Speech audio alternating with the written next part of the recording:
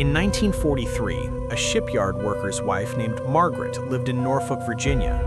Her husband earned $32 a week. $18 went to rent. $6 went to a war bond. That left $8 for 4 people. Margaret had no car. She had no supermarket. She had no credit. What she had, a ration book, a pencil, and arithmetic. By 1945, she had fed her children through 3 winters without missing a single meal. Her neighbors assumed poverty. They did not understand. They looked at her dress, mended 6 times, and saw deprivation. What they did not see, she was running a system, not with spreadsheets or applications, not with credit cards or Amazon Prime, but with something older, something fiercer, a method built on refusal. Refusal to waste, refusal to borrow, refusal to go hungry on someone else's terms. These women did not look like they were building anything. They looked like they were surviving.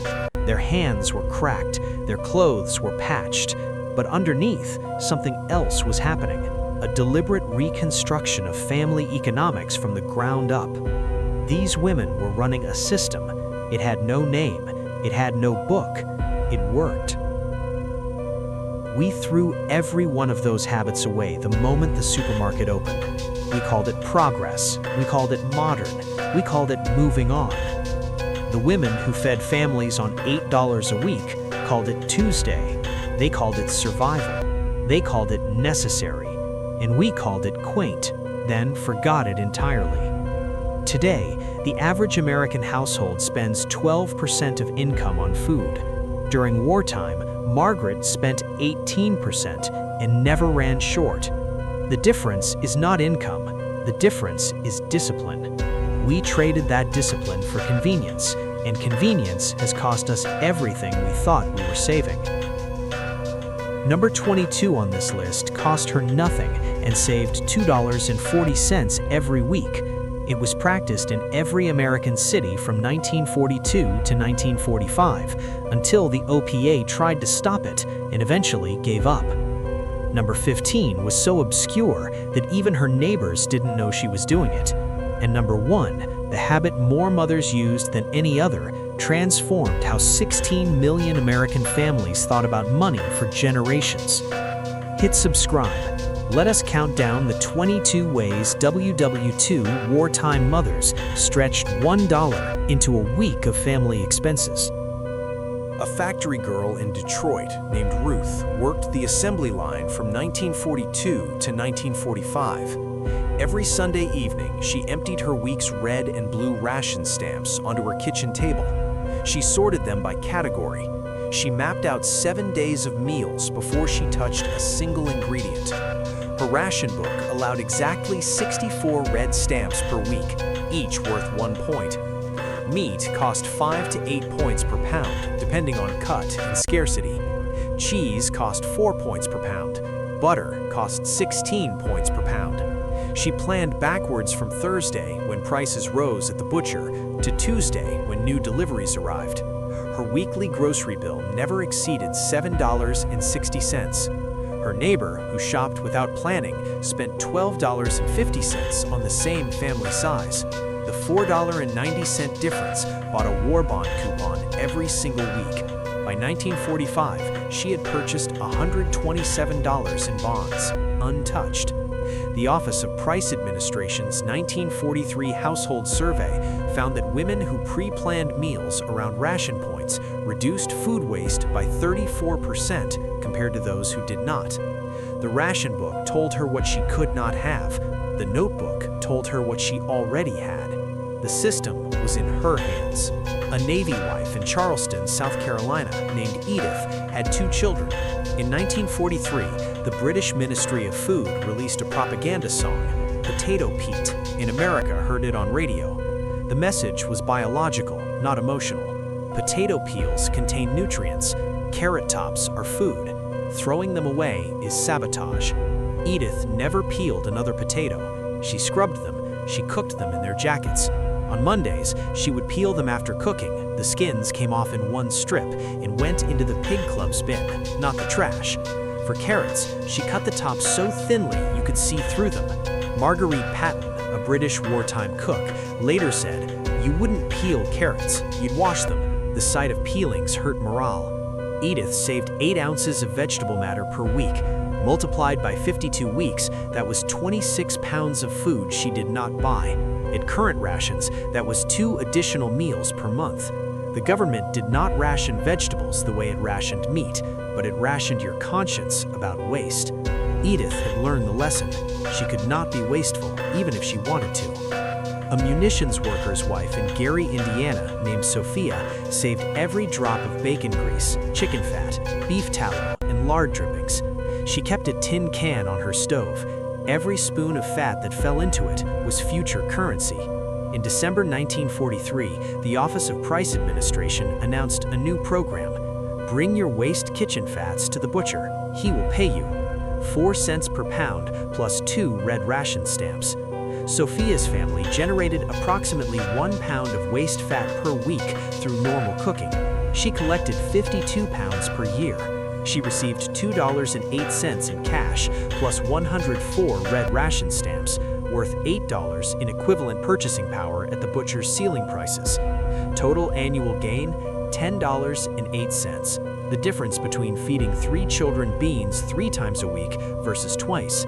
The fat did not go to cooking oil companies. It was rendered into glycerin. Glycerin made explosives. Explosives made bullets. Her kitchen was part of the ammunition supply chain. The government told her what she could not waste. Nobody told her she was already doing it. A Gold Star widow in Baltimore named Catherine lived on a widow's pension of $18 per week. Her husband had died at sea in 1942. She had 3 children and no husband's income. Mayonnaise required eggs. Eggs were rationed. She could not afford eggs for sandwiches and cakes both, so she stopped buying mayonnaise. Instead, she made it.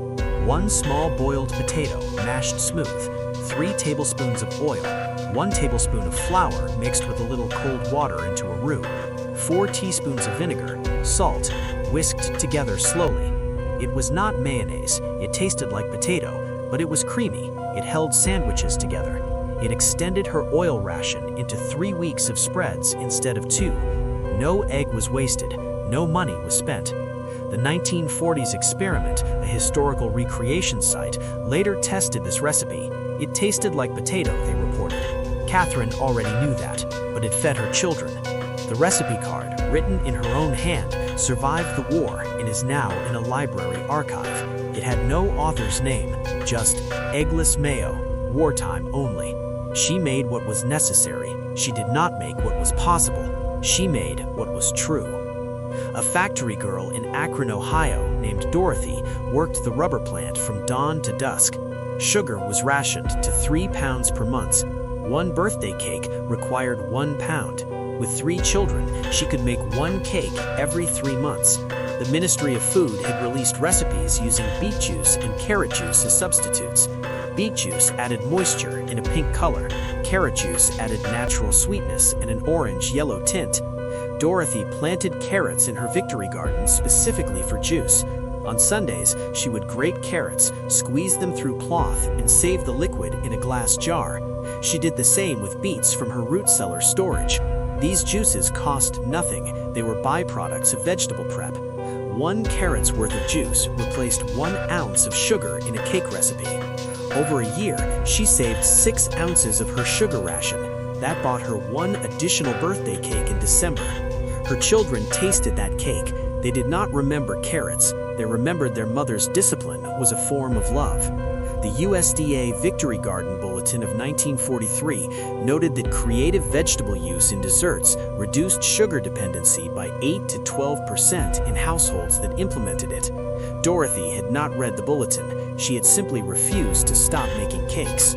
A woman named Ruth worked the night shift at a tire factory in Akron, Ohio from 1942 to 1945. She earned $32 a week, exceptional for a woman at the time. Her husband was in the Pacific. She banked $9 every Friday without exception, not because she was wealthy, because she was alone. There was no husband home spending money on cigarettes or beer. There was no joint decision to go to a restaurant. There was just Ruth and a ration book. discipline. When her husband came home in September 1945, she handed him a passbook. The number read $1,872, untouched for 3 years.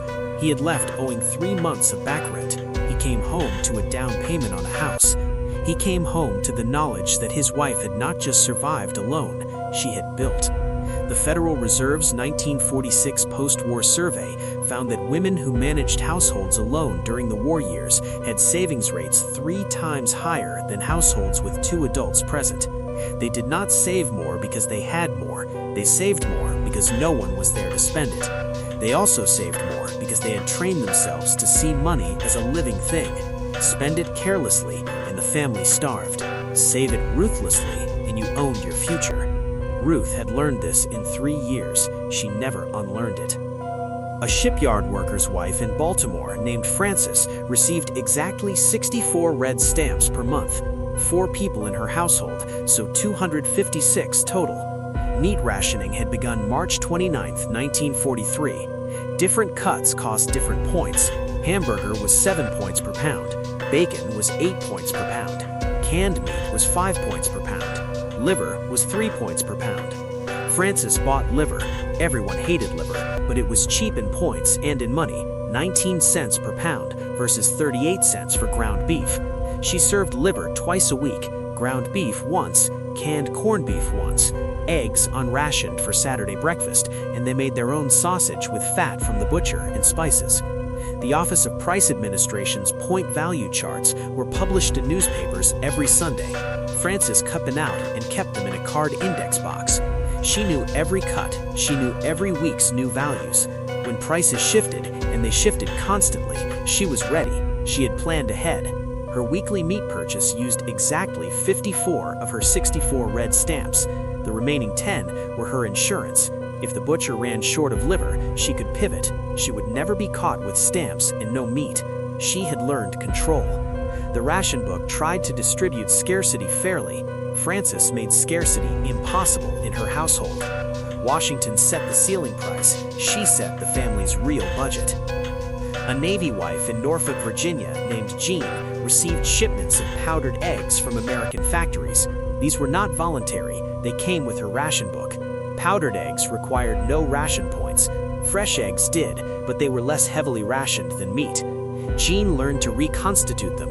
1 tablespoon of powder plus 2 tablespoons of water equals 1 fresh egg in structure. She whisked them longer than fresh eggs to activate the binder proteins. Every cake, every custard, every scrambled dish came from powder. Her children grew up thinking this was what eggs tasted like. When the war ended, she tried fresh eggs for the first time in 3 years. She did not prefer them. The powder had become normal to her. By 1944, American civilians had consumed over 4 million pounds of powdered egg. The USDA tracked this. Powdered eggs became the invisible backbone of wartime baking. Women who learned to use them during the war kept buying them for decades after. Jean's own daughter, born in 1946, remembered her mother buying powdered eggs in 1970 because they were more reliable than fresh. Powder became truth. Nothing could change it now. A factory girl in Detroit named Marie joined a pig club in 1943. 20 families pooled money. They bought 1 piglet for $12. They raised it through the summer on kitchen scraps and garden waste, no feed cost. When slaughtered in fall, the 180-pound pig was divided into 20 equal portions. Marie received 9 pounds of pork, chops, shoulder, bacon. No ration stamps were deducted. The meat was hers by agreement, not by government allocation. 1 pig, divided fairly, gave each family the equivalent of 28 pounds of rationed meat per month without spending a single stamp. Marie and her 19 neighbors had created a parallel food system outside the official ration book. The British restaurants did the same with their waste food. They fed it to local pig clubs for redistribution. This was not barter. It was not black market. It was community economics. By 1943, pig clubs existed in over 11,000 British neighborhoods and in smaller numbers across America. Marie never bought the official meat ration for October, November, and December. She had pig club meat instead. She saved her stamps for cheese and butter. The government could not stop pig clubs because pig clubs fed people more efficiently than the ration system could. They were a public success the government could not control. A Red Cross volunteer in Pittsburgh named Eleanor counted her tea leaves. The family of 4 received 1 pound of tea per month under rationing. 1 pound was 453 grams, but a single brewing used only 3 to 4 grams of loose leaf. She could get 100 to 150 brewings from 1 pound if she reused leaves. Eleanor's method. Day 1, a leaf was brewed at full strength. Day 2, the same leaf was steeped longer in hotter water. Day 3, it was steeped in very hot water for 5 minutes. The third cup was weak, but it was tea. Some offices kept cloth tea balls that were rinsed and refilled from a collective tin. Eleanor's office, where she worked as a volunteer coordinator, had a tin of communal tea. 1 teaspoon served 4 people. By the time all 4 people had used it, it was spent. No waste. This was not thrift, it was survival arithmetic. The Office of War Information documented this practice in 1942. They did not encourage it, too visible a sign of scarcity. They did not discourage it, too common to stop. Tea became a currency of stretching. 1 leaf became 3 cups, became 3 days, became 1 week of beverages. Eleanor had turned a consumable into a long-term asset through sheer repetition. A Navy wife in Charleston, Alabama named Viola bought margarine in white blocks. By law, margarine could not be sold pre-colored yellow in the United States. Butter dairy producers had lobbied Congress. It had to be sold white, but Viola wanted her children to think it was butter, so she dyed it. A packet of vegetable dye cost 2 cents. She mixed it with water and painted the margarine block yellow with a soft brush. It was paint job butter. It fooled no one nutritionally, but it fooled the eye. Butter cost 50 cents per pound. Margarine cost 24 cents per pound. She bought margarine and painted it, saving 26 cents per pound. Over a year, she bought 5 pounds of margarine, painted yellow, instead of butter. Savings, $1.30. 1 week of her daughter's school lunch money. The act was technically legal, but felt like cheating. The government had made margarine legal, but humiliating. Viola had made it humane. By dyeing her margarine, she was rejecting the government's intent that poor families know they were eating poor quality food. She was asserting dignity. The butter lobby's restrictions lasted until 1950. For 8 years, margarine entered American homes white and left yellow, painted by hands that refused invisibility. Viola had transformed legal sadness into colored hope. A munitions worker's wife in Mobile, Alabama named Harriet never threw away bread, not once in 4 years. On Monday, bread was bought. By Saturday, it was hard. Harriet would soak it in water to soften it, then grate it on a metal box grater into breadcrumbs. These breadcrumbs became the stretcher for meatloaf, the coating for fried chicken, the filler for soup. If she had extra hardened bread, she would cube it, toss it in rendered fat, and bake it until golden. Croutons for salad. Rare, but possible if lettuce was available. If she had enough eggs and milk, stale bread became bread pudding, baked with cinnamon and sugar. Bread pudding was dessert. Bread pudding was magic made from failure. The American Red Cross Home Service Report of 1944 noted that households that used all bread, never wasting a slice, stretched their flour ration by an average of 11%. Harriet had not read the report. She had simply absorbed the principle. Food that failed to be fresh was food being given a second chance. She was refusing to let anything die unused. Throwing out bread was not just waste, it was a betrayal of the women who baked it and the soldiers who went without. Harriet had made bread immortal. In Baltimore, Maryland, a woman named Margaret lived as a Gold Star widow from 1942 onward. Her husband had died at sea. She had 2 children and a widow's pension of $16 per week. In 1942, $16 per week was poverty. $8 for rent, $5 for milk and staples, and $3 to make miracles happen. Margaret kept a small leather notebook in her apron pocket. Every morning, she wrote down the exact ration points she had. Every evening, she wrote down what she had spent. By the end of the week, the notebook balanced to the penny. There were no surprises. There was no, "I thought I had more." There was exact knowledge. She knew at every moment what she could and could not buy. This knowledge was freedom. It meant no sudden hunger. It meant no standing in line at the relief office. It meant managing her own scarcity. By 1945, that notebook had been filled 156 times, one for each week of the war. The spine of the 156th book had cracked. She kept all of them in a box under her bed. After the war, a social worker asked why she kept them. "Because if I ever forget how to do this, I can remember." The Federal Reserve's 1945 Wartime Savings Report found that women who kept written records of every expenditure saved 2.4 times more than women who estimated from memory. Written knowledge beat vague knowledge. Discipline beat hope. Margaret had won the arithmetic.